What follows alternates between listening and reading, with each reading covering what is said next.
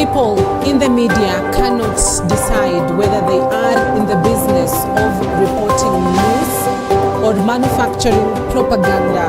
It is all the more important that the public understand that difference and choose their news sources accordingly. Powerful words, but not mine. Words by Thomas Sowell. Tonight, I stand at the center of EBN TV Spanking News Studios. I ask you to choose EBN TV as your trusted news source, not because I tell you to, but because that is who we are. We will do our due diligence and do the work cut out ahead of us to bring you news in a way only we can. Stories, conversations, and interviews that are close to your heart because we care. Hello and good evening. Welcome to EBN Weekend Edition. I am Cynthia Nanjala. We are coming to you live from Kenya's capital, Nairobi. Here are stories making headlines tonight. 42 people killed in a school attack in Uganda. Islamic State's rebels suspected to be responsible. Dr. Patrick Njoroge exits as Central Bank of Kenya governor after 8 years at the helm of Kenya's financial powerhouse. Reactions continue to pour in over the budget for financial year 2023-2024 as economists threaten difficult times ahead. Tana River member of the County Assembly Hamisa Eid killed in a car accident on Saturday morning. Condolences streaming from fellow politicians.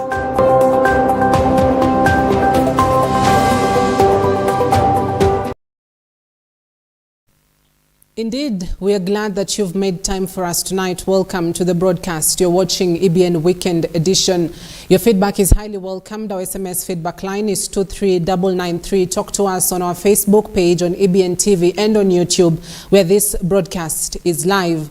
Let's get started. EBN Weekend Edition begins right now. Outgoing Central Bank of Kenya Governor Patrick Njoroge has reflected on his time at the helm of the country's top bank, saying he leaves behind a world-class central bank at the heart of a vibrant and innovative financial system. Former Treasury Principal Secretary Kamau Thuge takes over from Njoroge, who accomplished several feats at the helm of CBK, including overseeing Kenya's demonetization of the currency in 2019 in a bid to fight corruption. Emmanuel Mara kicks off the bulletin for us tonight with that report. Central Bank of Kenya Governor Dr. Patrick Njoroge exits his Haile Selassie office this week, 8 years after his appointment. Njoroge, also popular among financial journalists in Kenya, as the monk has had a mixed bag of both hits and misses. After 8 years at the helm of Apex Bank, Dr. Njoroge bids farewell to the central bank, paving the way for Dr. Kamau Thuge to take over. Njoroge was appointed by former President Uhuru Kenyatta on June 2, 2015 and assumed office effective 19 June 2015 after vetting by the National Assembly. Less than 5 months in office in October 2015, Njoroge's tenure experienced the first shock. Mid-tier lender Imperial Bank of Kenya was placed under administration, locking billions of depositors' funds. This was closely followed by Dubai Bank misfortunes and a run on Chase Bank. Required that the CEO declares under oath that they are actually compliant with those, they understand and are compliant with those things. On June 1, 2019, the CBK under Njoroge's leadership was in the news again. This time, it announced a demonetization of the existing series of 1,000 Kenya shilling notes, which was undertaken over a period ending September 30th, 2019. The objective of the demonetization was to address concerns about illicit financial flows and the emergence of counterfeit banknotes that CBK said had threatened the integrity of the currency. The question is, will this country become a country of thieves, transactors of illicit flows, transactors of commodity, that sort of get-rich stuff? Is that what we want to found our country on? Njoroge will also be remembered mostly by the hustlers foreigning in a rogue digital lenders whose predatory antics pushed many on the brink of hopelessness born from high interest rates on loans they offered. The government introduced measures to regulate the sector to ensure that providers treat retail customers fairly. Njoroge will also be remembered for introducing the banking sector charter, whose role was to entrench discipline in the banking sector. The governor of the Central Bank of Kenya can only hold office for a term of 4 years, but are eligible for a reappointment for one other 4 years term. Emmanuel Marwa, reporting for EBN TV, Nairobi. Thank you, Mara, for that report. Now let's cross our borders just a bit to some horrific news from our neighboring Uganda, where at least 41 people have been killed and others abducted by Islamic States-linked rebels in Lubirira Secondary School in Uganda. 39 are students and 2 are members of the local community. This is according to the spokesperson for Uganda military operations. Major Bilal Kitamba, who also says that the Allied Democratic rebels in yesterday night's attack were about 20. Our reporter Roifan Shikuku has more. Lubirira Secondary School in Western Uganda has been the recent victim of Allied Democratic Forces attacks. This is after the rebels stormed the school yesterday night, killing several people, abducted others, burned the school dormitory, and looted the school food store. According to the Uganda military operations spokesperson, some boys were burned while others were shot. On the other hand, girls were abducted. Suspects of those having been abducted by the rebels, because up to this time they haven't surfaced. So it is now a matter of adding the number of 4 and 6 who are in the hospital and the 39 who are here, who are dead. And looking at the number that was estimated to be in the boarding school by that time of 54, and we'll look at the difference. But it is not yet certain and confirmed, because there could be others who ran into their homes and are not yet here. Major Bilal says that some bodies were burned beyond recognition, thus DNA test will be done to identify them. In April, ADF attacked a village in eastern DRC and killed at least 20 people. ADF is also accused of detonating a bomb in a church service in DRC in January, which killed at least 12 worshippers. It is believed that the attackers headed towards Virunga National Park. Therefore, military operations spokesperson has affirmed that efforts to rescue those abducted are underway. Turkish and Russian embassies in Uganda have sent their condolences and also condemned the terrorist attack. Roifan Shikuku, EBN TV, Nairobi.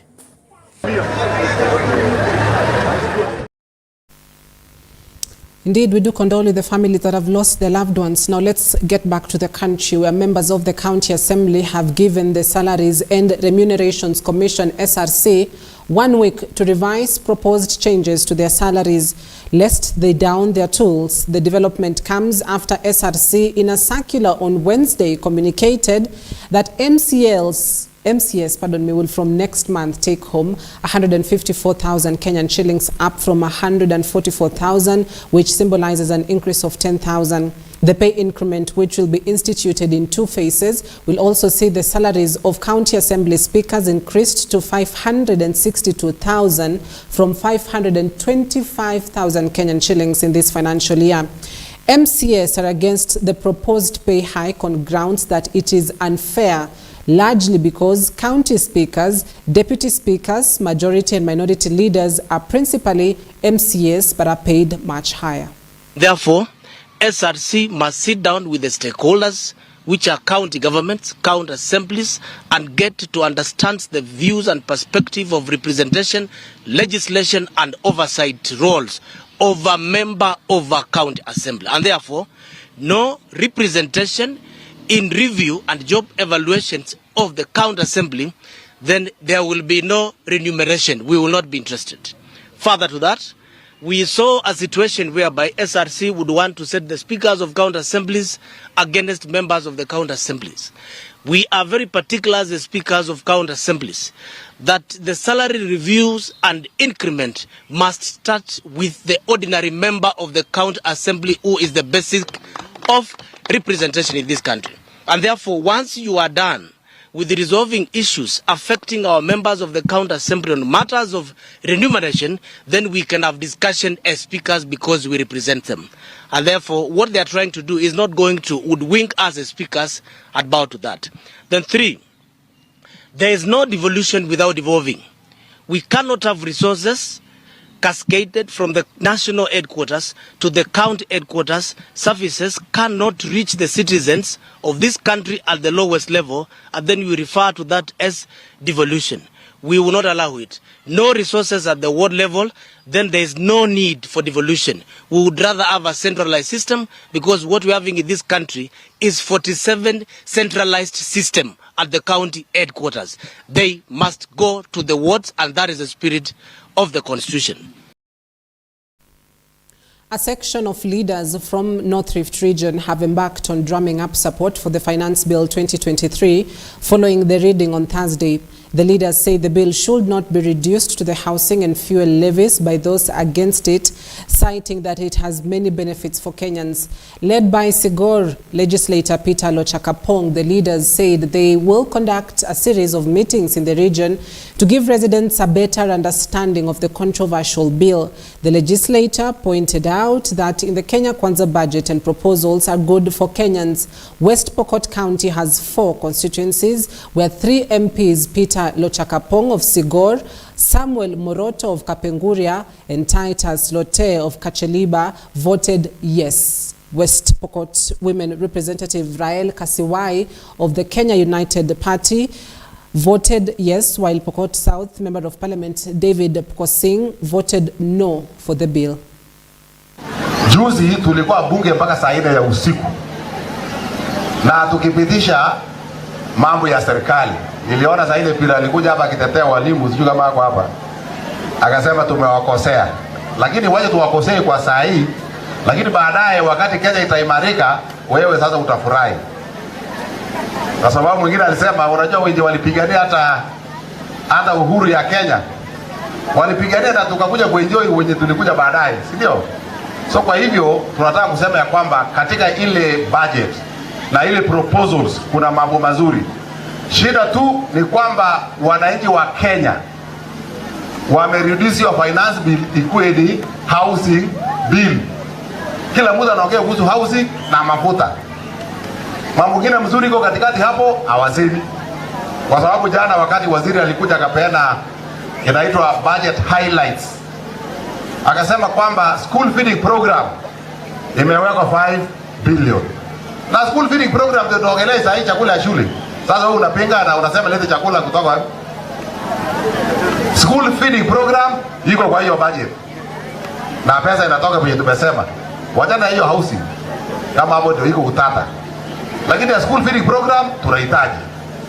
Barabara saa hizi tumesema, maona juzi Chinese wanataka kuhama kwa hii barabara ya Marich mpaka Kapasi. Pesa inatoka hapo tumalize barabara. Mtaka hiyo barabara iko wapi? Si mpaka ikamilike. Pesa inatoka hapo. Hii ya kutoka hapa Sigor kwenda mpaka Solion, tunataka barabara ya kumaliza hiyo lami.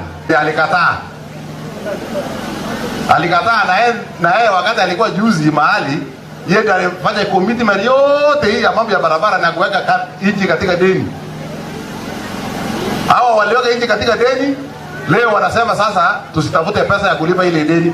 Wanataka hadi Kenya iweze kushinda kulipa deni ile hawa waliweka.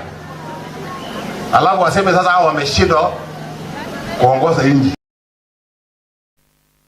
Still on the budget, this is a no quick fix budget. That's how economists and analysts have described the 2023-2024 financial year budget.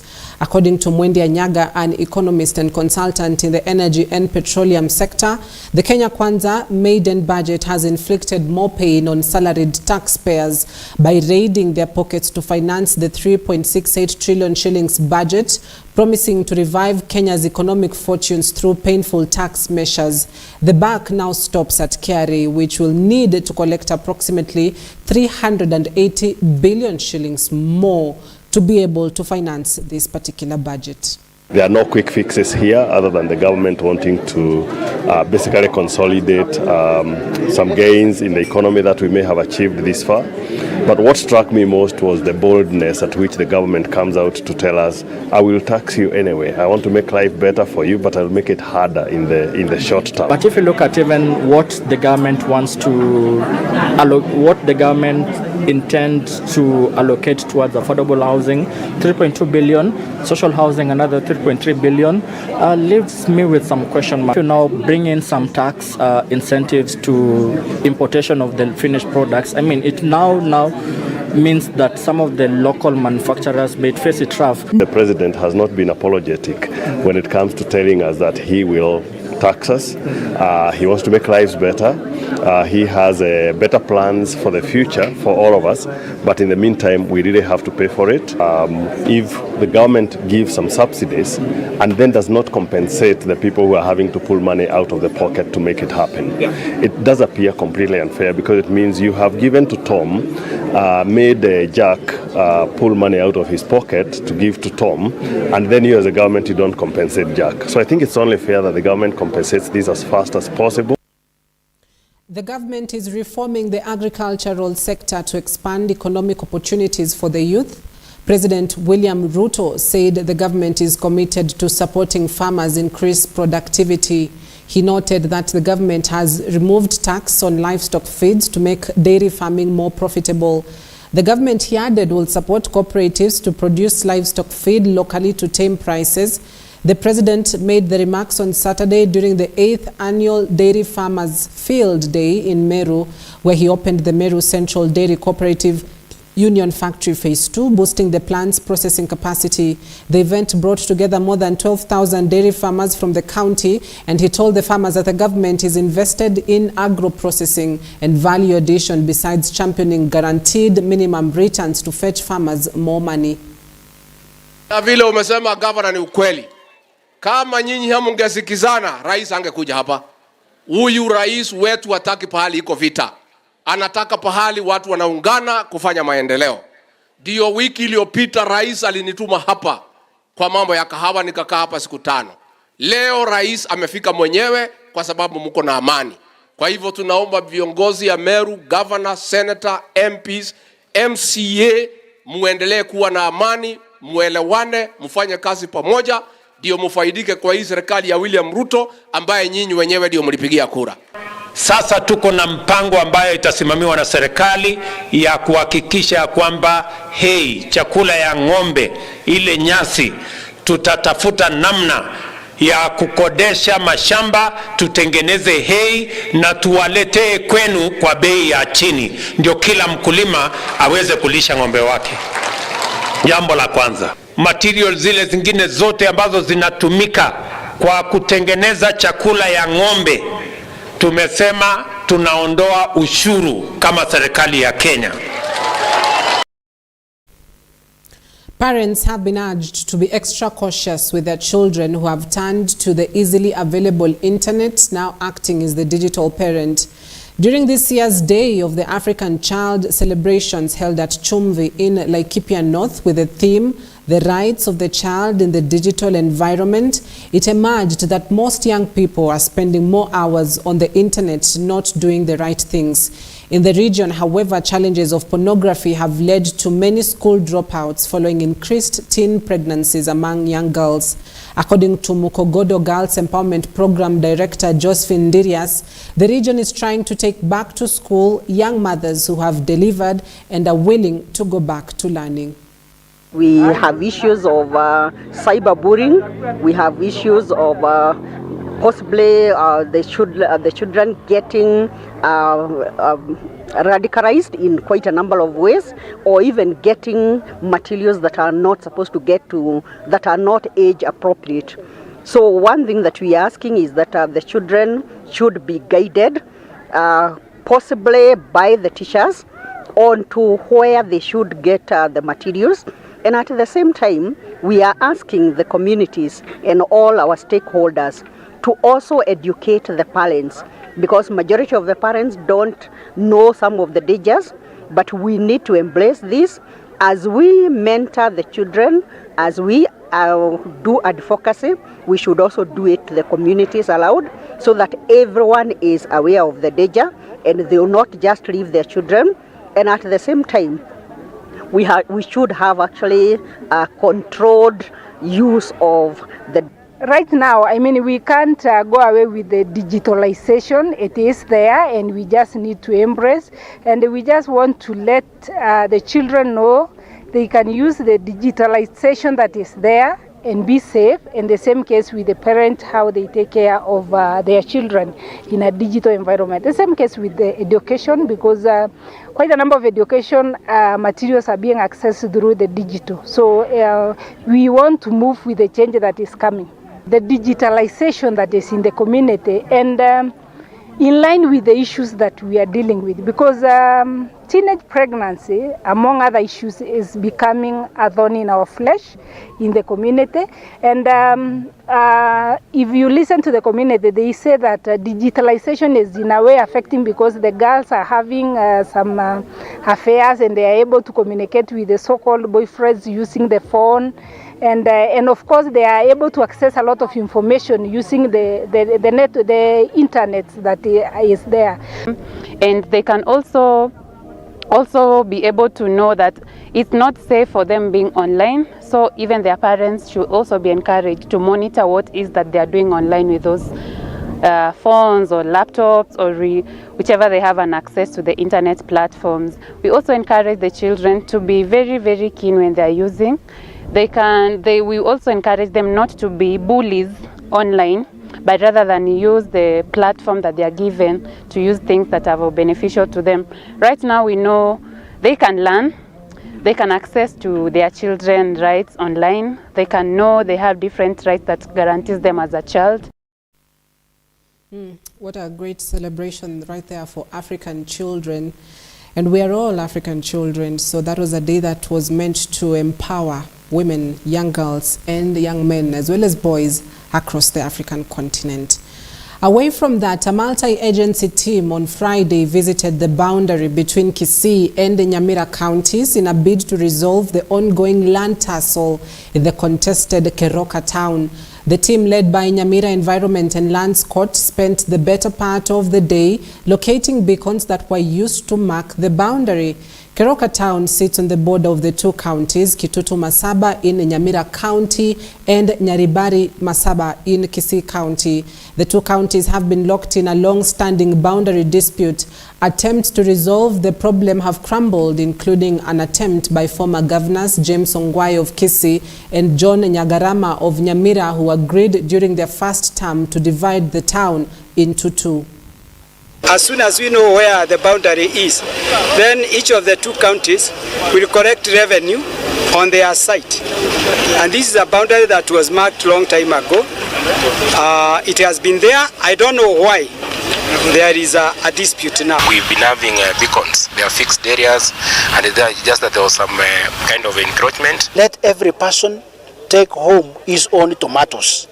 What I mean by that, anything by the name of Nyaribari in Bumobia scheme should land in Kisii, and anything in Mwamangana scheme in Kitutu should go to Kitutu. No political boundary which was affected. All the polling stations which are in Nirigoma ward, where I'm the MCA, in Kitutu Masaba, they remained there.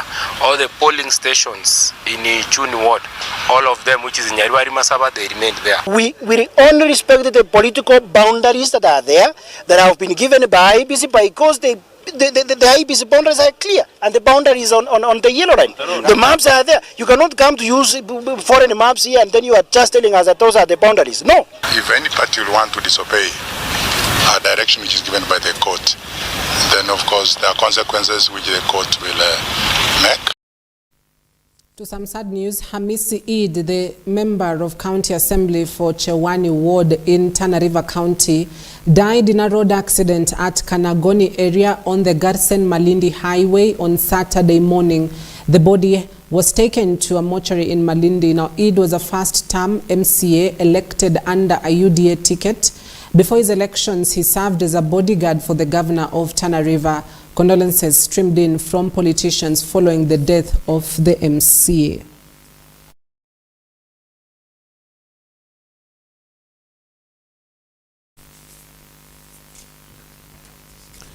Initiatives to revitalize coffee production in the county have kicked off through the New Kenya Planters Cooperative Union. The initiatives include encouraging farmers to go in for intensive quality coffee production for enhanced proceeds, adoption of good crop husbandry, training and supervision through revamped extension services will be part of the initiatives supported by the Deputy President's Office. Addressing coffee farmers at Mosocho, the director of the union, Dr. Benson Momanyi, lamented the country's coffee production decline from 139,000 tons in 1989 to, get this, 40,000.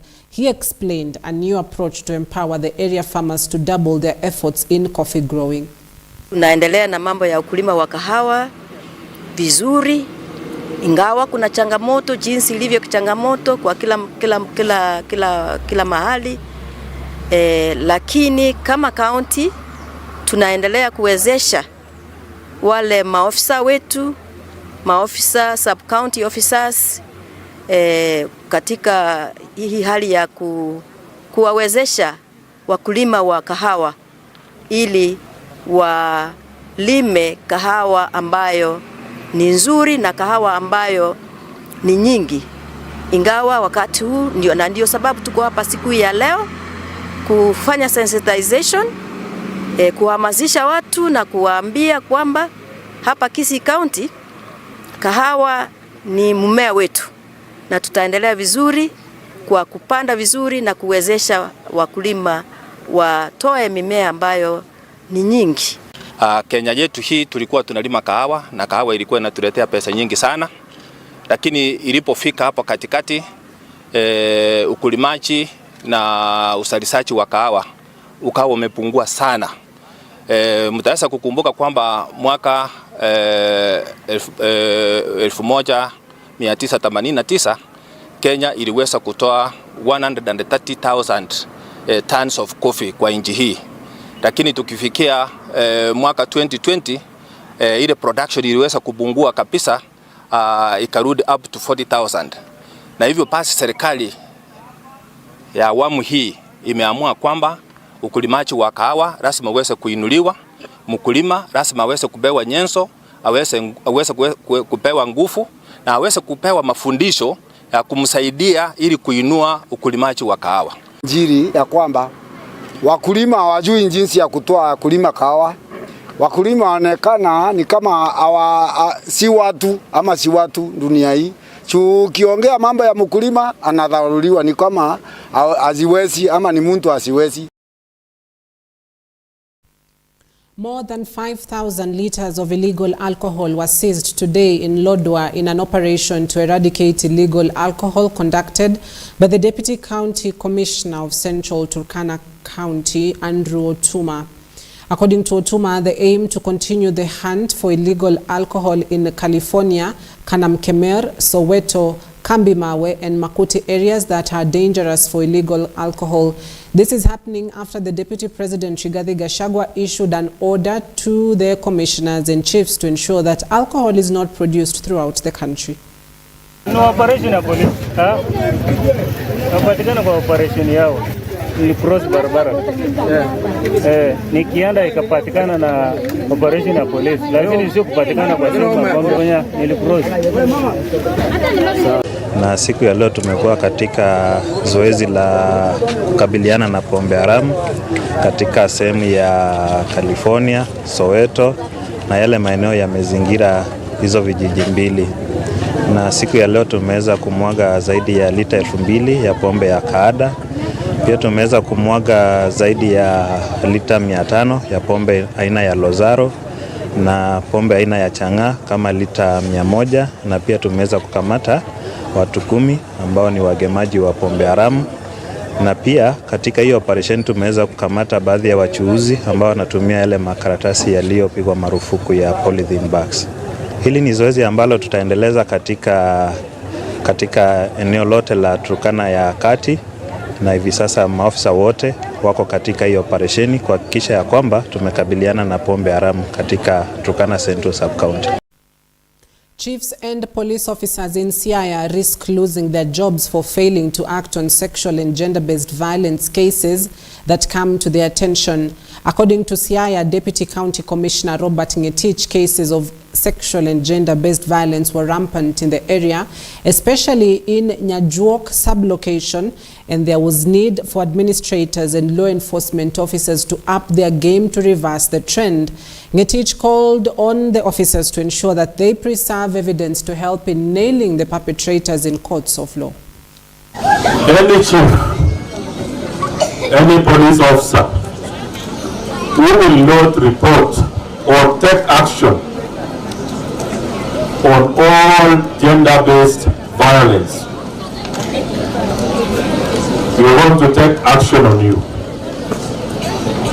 So let it be known that all gender-based violence cases should be reported and action taken. And we have to preserve the evidence so that the perpetrators are brought to book. We have to preserve that evidence to ensure that when we parade these people before the law courts, they have nowhere to run. So I'm sending a warning, and I'm starting from where I am. We will not wait for you to report cases. Will you help me? And if we establish that there is a case which has happened in your area and you have not reported, we will take action on you. Well, that is where we wrap our bulletin tonight. Thank you for your valuable company, but I'd love to quickly take a look at some of your feedback. Roifa in Kenya says, wow, amazing watching. Asante sana. Janet Nekoy says, looking good watching from Kitengela. Thank you so much. Francisca Hamisi as well says, getting you clearer from Kitengela. And Jack Marcel who says, keep up the good work. Thank you so much for every one of you who has been watching on our social media platforms. Thank you for your feedback that has been coming in. I'd love to wish you a fantastic